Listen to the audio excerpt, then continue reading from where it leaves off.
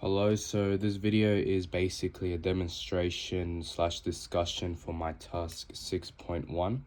Due to not having enough class time to discuss this task face to face, meaning that I won't be able to get full credit for this task, I'm just going to be recording a video basically showing that I actually do understand this task and the principles of stacks and hips. So I'm able to get some credit so I can achieve a pass for this unit, as I feel like I really do deserve a pass for this unit as I understand everything. So I'm just going to go through each part of the task sheet. So I'm starting off with part A. So basically part A is basically telling us to find the minimum element in the stack in O1 time, so meaning in constant time. So because pop, which is removing an element, which is removing the top element, takes O1 time, and adding an element or pushing an element onto the top of the stack takes O1 time, we also want to find the minimum. So let's first understand what push means. So push is basically pushing an element, which is X, onto the stack. Pop is basically removing the top element, and mim, which is we're going to return the minimum element in O1 time. So the strategy is to have two stacks.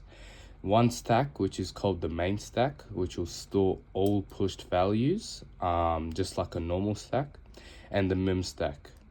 Basically keep track of the minimum values seen so far. So how will it work? So push X, the push X is going to work. So the push X for the main stack will basically, if the main stack is empty, or the mim stack dot top is greater than or equal to X, also push X to the mim stack. So it's basically saying that if push X, we're just gonna push X to the main stack like normal, and for the minimum for the mim stack, if it's empty or mim stack dot top is greater than or equal to X, also push X to the mim stack. And then for the pop, so pop, we just pop the mim, just pop and the element from the main stack, which is just the top.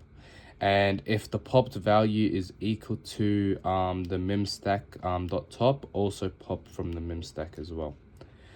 And the mim is just returned from the mim stack dot top, also which is the current minimum. So an example of this, which I'm going to show here. An example of this could be like, so let's say we have elements such as 7, 3, 4, 2, and 1. So basically the main stack